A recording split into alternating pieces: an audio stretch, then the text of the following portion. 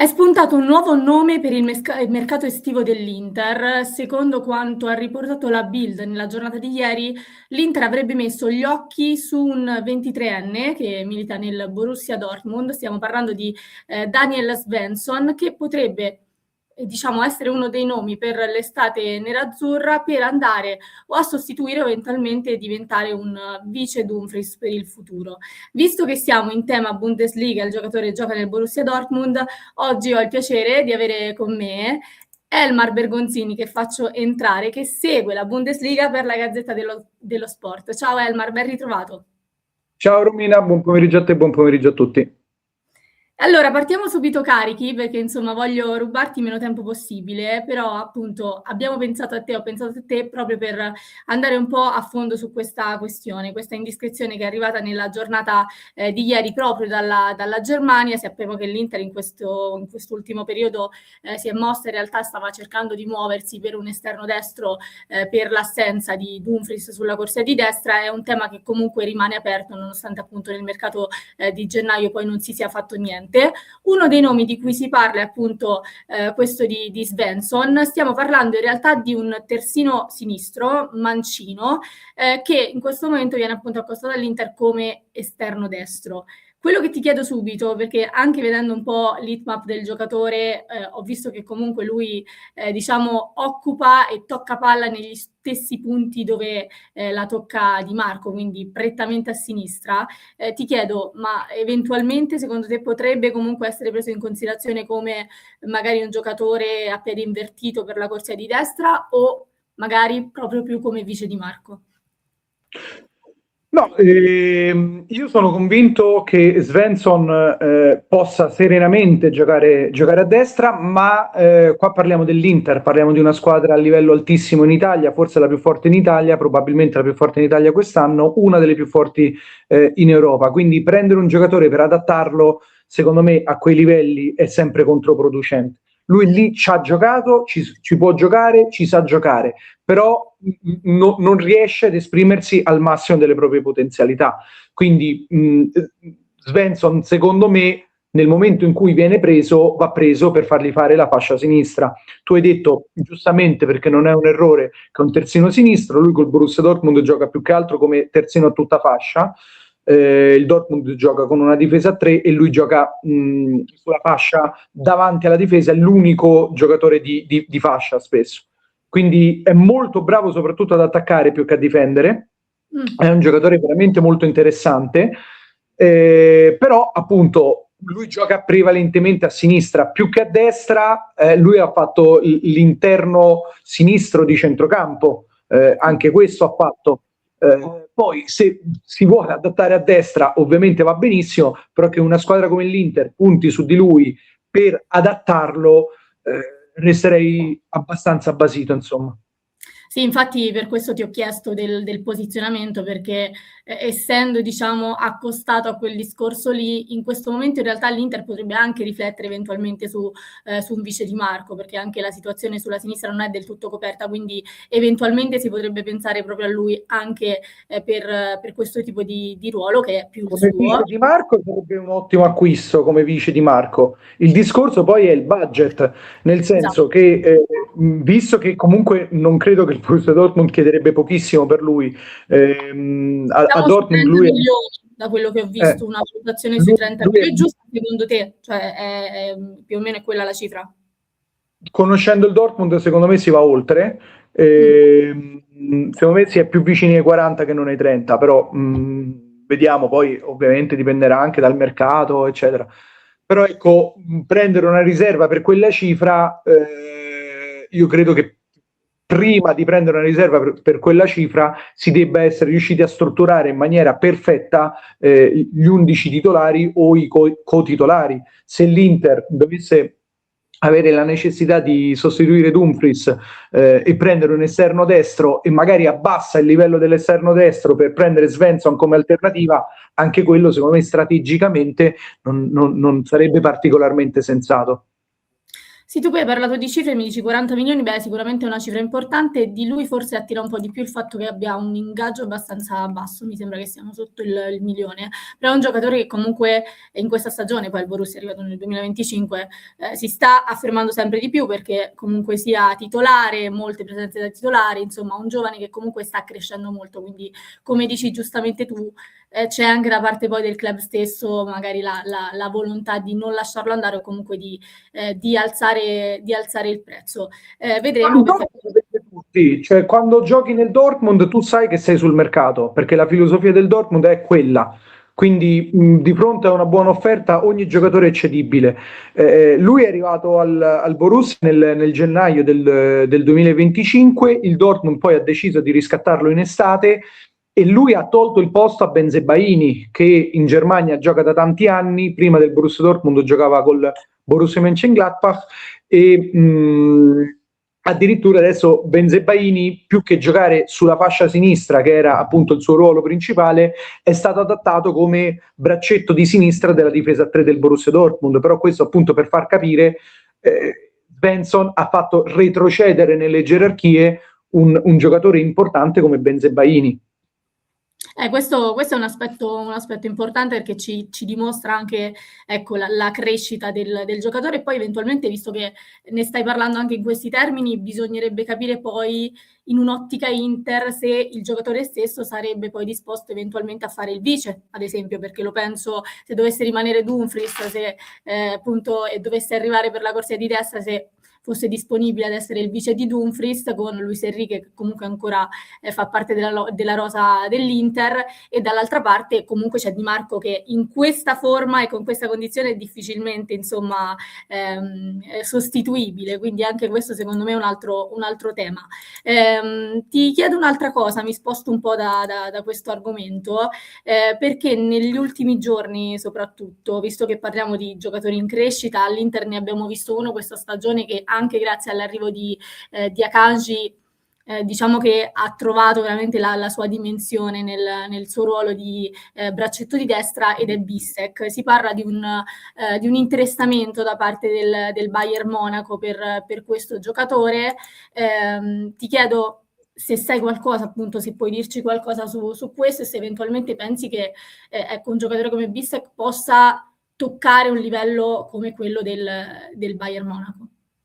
Allora, il Bayern Monaco, proprio per filosofia, per storia, per tradizione, è sempre interessato ai migliori tedeschi che ci siano in circolazione, che questi militino nel campionato tedesco o in altri campionati. Quindi la risposta non la do io, ma la dà direttamente la storia del club ed è sì. Il Bayern è interessato.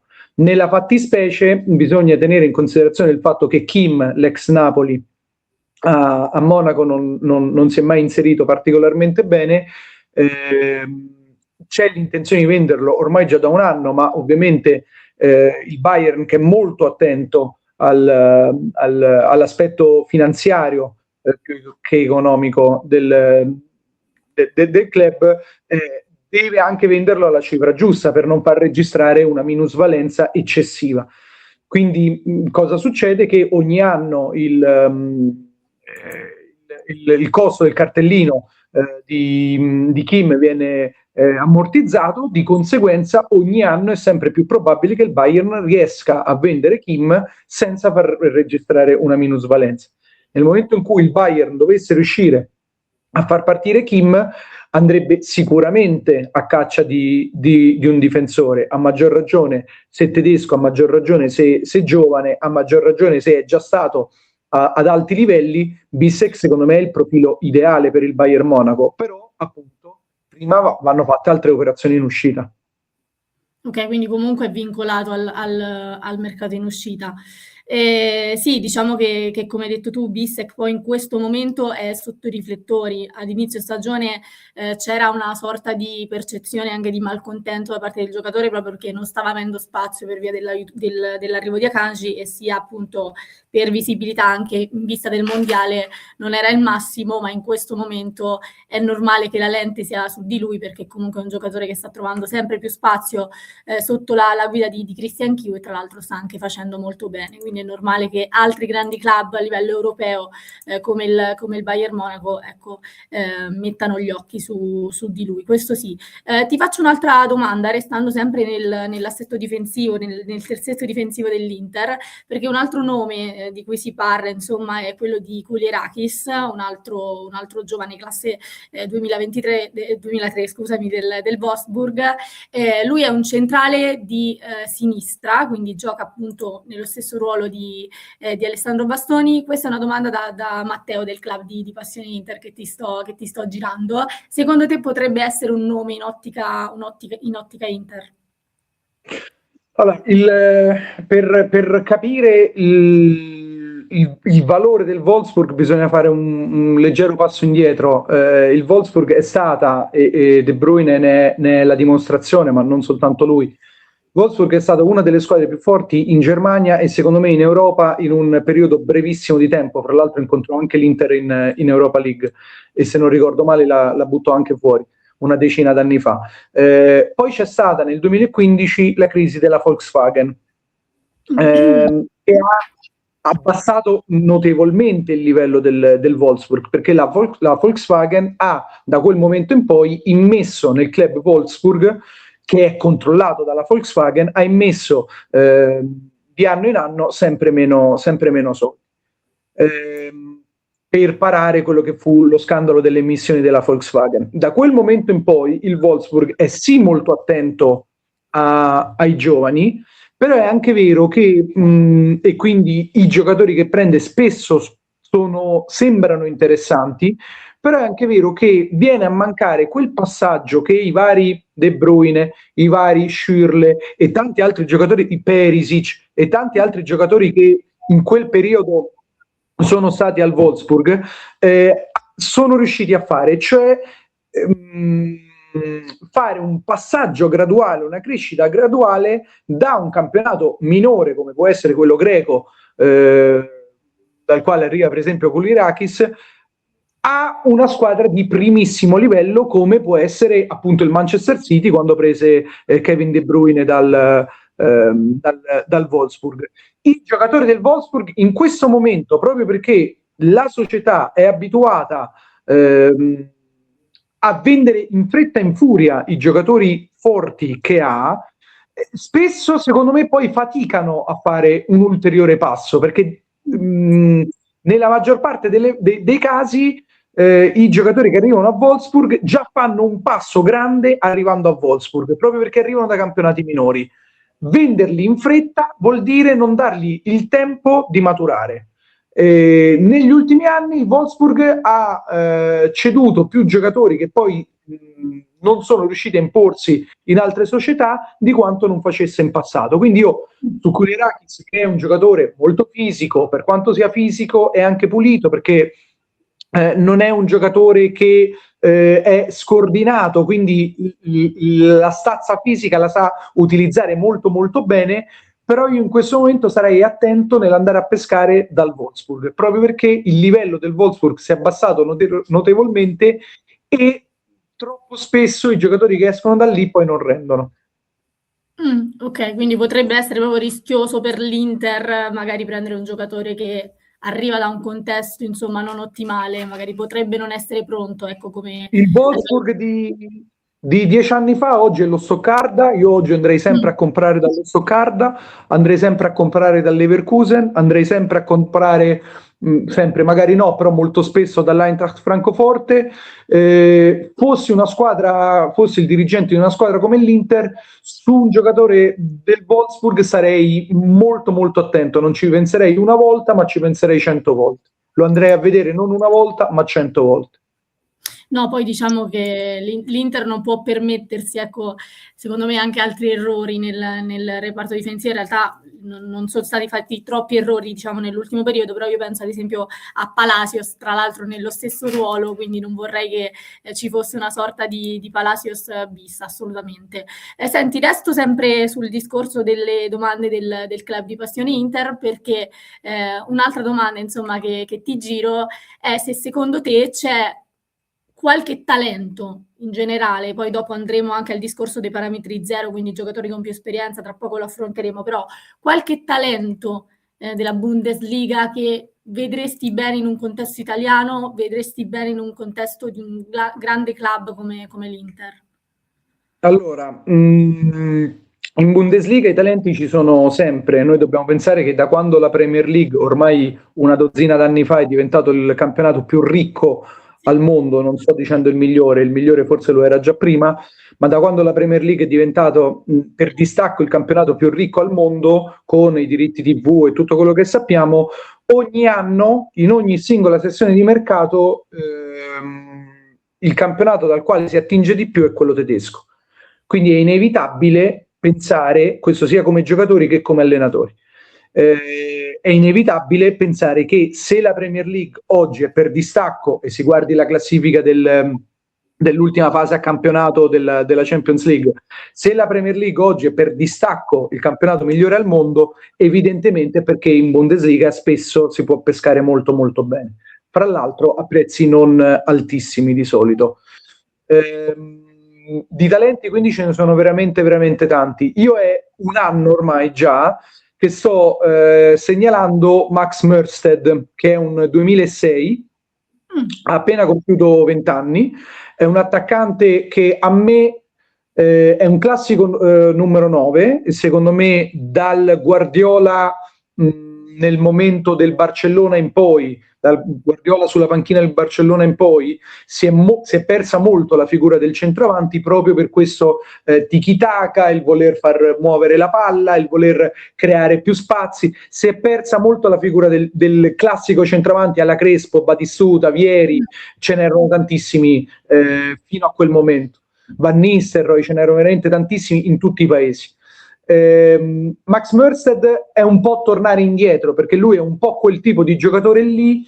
A me per movenze, per fisicità, per abilità tecnica, che con la fisicità che ha non è affatto scontata, mi ricorda molto Peter Crouch, che era un giocatore che a me piaceva tantissimo. Gioca nell'Hoffenheim, l'Hoffenheim gioca non tantissimo nell'Hoffenheim, appunto ha compiuto 20 anni qualche settimana fa, quindi ci sta insomma che ancora non giochi tantissimo, però secondo me fra i giocatori interessanti lui a me per alcune cose che gli ho visto fare mi intriga particolarmente. Ma è sulla linea, sulla scia un po' di Pio Esposito, cioè stiamo parlando un po' di quella tipologia lì, cioè quel centravantone fisico, giovane comunque. No, perché lui è molto alto, ma non ha il fisico di Pio Esposito, appunto, lui è più mingherlino, lui è più alla Peter Crouch, appunto.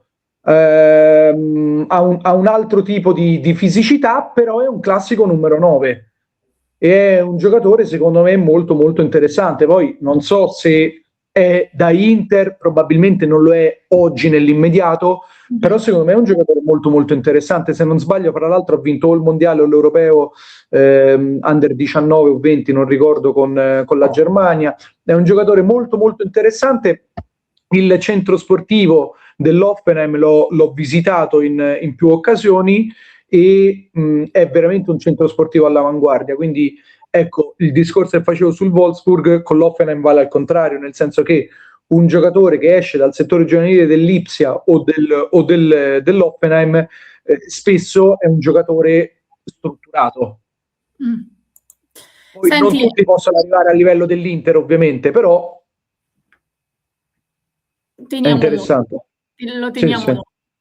A proposito di tener d'occhio, ti dicevo prima, facevo riferimento al discorso dei parametri zero, perché ci sono una serie di nomi, una serie di giocatori interessanti, molto interessanti, ecco, sul mercato dei parametri zero, giocatori in scadenza appunto a giugno di quest'anno. Ti faccio un po' di nomi. Il primo in realtà l'ho inserito nella lista perché è ancora in scadenza nel 2026, anche se appunto in questi ultimi giorni, soprattutto nelle ultime settimane, si sta parlando del fatto che abbia trovato l'accordo poi con il Bayern Monaco per proseguire. Sto parlando ovviamente di Upamecano, però mi viene in mente anche Guerreiro, Goretzka, Brandt, sono altri nomi che comunque nella lista dei giocatori a parametro zero sono quelli un po' più intriganti, se vogliamo.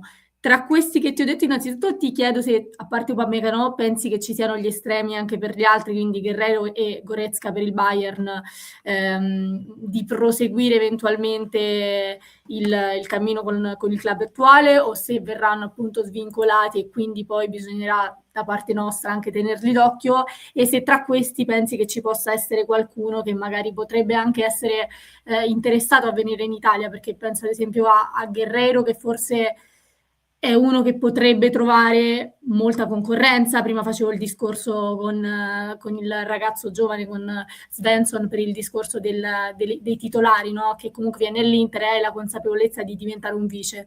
Stesso discorso forse proprio per Guerreiro, forse Goretzka, ecco, potrebbe pensare di essere uno di quelli che, anche in virtù dell'età, che comunque cioè, insomma, ha il suo peso specifico, l'ingaggio, che è difficile che insomma ci possa essere qualche club magari disposto a restare su quell'ingaggio lì, e quindi anche lui dovrà abbassare un po' le pretese. Brandt, che forse potrebbe essere uno di quelli che potrebbe trovare all'Inter anche una posizione eventualmente interessante, un trequartista. Abbiamo visto con Mkhitaryan che comunque Mkhitaryan ha cambiato ruolo fondamentalmente, o meglio è scalato per fare la mezzala di qualità, quindi volendo si potrebbe pensare anche a lui in quest'ottica qua. Ti chiedo, ecco, tra questi se c'è qualcuno che potrebbe secondo te magari pensare al discorso italiano, oppure altri giocatori che non ho per forza citato nella lista dei giocatori in scadenza. Allora, Goretzka sicuramente lascerà il Bayern Monaco, quindi su di lui c'è proprio già una certezza. Lui non vuole rinnovare, il Bayern Monaco non vuole che lui rinnovi, quindi non credo che ci siano proprio spiragli, onestamente. Giocatore molto molto fisico, forse fra quelli che hai nominato è il giocatore che vedrei meglio in Italia, più che per qualità, che ne ha comunque ovviamente tantissime, proprio per caratteristiche. Gli altri giocatori in realtà, per quella che è la mia esperienza, per quella che è la mia percezione, ormai spesso in Germania si punta ad andare in campionati di livello superiore rispetto sia a quello tedesco che a quello italiano, specie i giocatori tecnici. Quindi se Brandt dovesse lasciare il Borussia Dortmund, secondo me non verrebbe in Italia. Poi certo arriva l'Inter, gli offre più soldi di tutti e viene in Italia, però secondo me non sarebbe la sua prima scelta, proprio perché tanti giocatori tedeschi negli anni hanno fatto bene in campionati più ricchi di quello italiano, e, e secondo me l'attenzione in questo momento è più focalizzata altrove, è più rivolta altrove. Ok, quindi è un po' questa diciamo, la panoramica. Altri giocatori in scadenza, diciamo, che potrebbero essere interessanti, no, non credo che, cioè, diciamo che nella lista dei parametri zero, quelli che saltano un po' più all'occhio, probabilmente anche per situazione contrattuale, mi sembrano questi. Guarda, Elmar, li sto guardando perché non me li ricordo tutti a memoria. In realtà è molto molto interessante a parametro zero, secondo me, e secondo me è da livello Inter, non come titolare, ma è da livello Inter. Schlager dell'Ipsia, te lo dicevo prima, insomma, i giocatori che vengono dall'Ipsia. Lui in realtà nasce nel settore giovanile del Salisburgo, se non ricordo male. Però Schlager è un giocatore secondo me molto molto interessante, per quanto abbia avuto alcuni problemi fisici, soprattutto al ginocchio, però è un giocatore interessante e non ancora anzianissimo, insomma, compie 29 anni a settembre, vedo. E poi sì, no, in realtà i più interessanti sono questi. A me piace molto Kramaric dell'Hoffenheim, però qua parliamo di un quasi 35enne, quindi parliamo di un altro tipo di investimento. Elmar, ti ringrazio davvero, perché è stato, insomma, ci siamo un po', ecco, andati ad inserire un discorso molto più ampio e molto, molto interessante, quindi ti ringrazio davvero per questa intervista. Sappi che, insomma, ti rivorremo poi qui sui canali di Passione Inter, ci ha fatto molto piacere. Grazie mille. Quando vuoi, grazie a te. E allora, nel frattempo io vi ringrazio per essere arrivati fino a qua, amici amici interisti. Vi ricordo che ci vedremo nell'appuntamento quotidiano di oggi delle 19:30 in live qui su Passione Inter. Nel frattempo io lascio un contenuto al link in descrizione per chi ci sta ascoltando in podcast. Se invece ci state seguendo su YouTube, vi basta cliccare qui.